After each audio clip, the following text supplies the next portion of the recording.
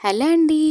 Day 6 at అత్తగారింట్లో అయితే morning లేచయితే కాస్త సితారతోనైతే ఈరోజైతే ఆడుకున్నాను. తనైతే అన్నీ ఐడెంటిఫై అయితే చేస్తుంది.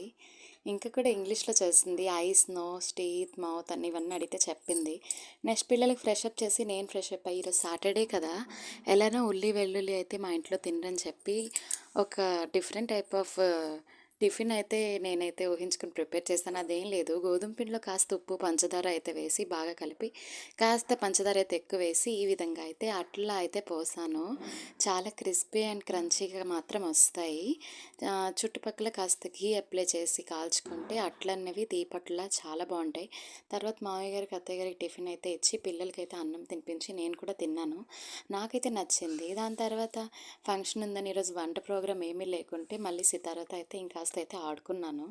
దాని తర్వాత అయితే ఫంక్షన్కి అయితే రెడీ అయ్యాను. చూడండి, ఈ హారం అన్నది నాకైతే ఎంగేజ్మెంట్కి మా వారైతే ఇచ్చారనమాట. దాని తర్వాత నైట్ అయిపోతే కూల్ ప్యాడ్లోనైతే ఐస్ అయితే వేసి మళ్ళీ రేపటి కోసం అయితే ప్రిపేర్ చేసుకొని పడుకొని పోయాను. Bye bye.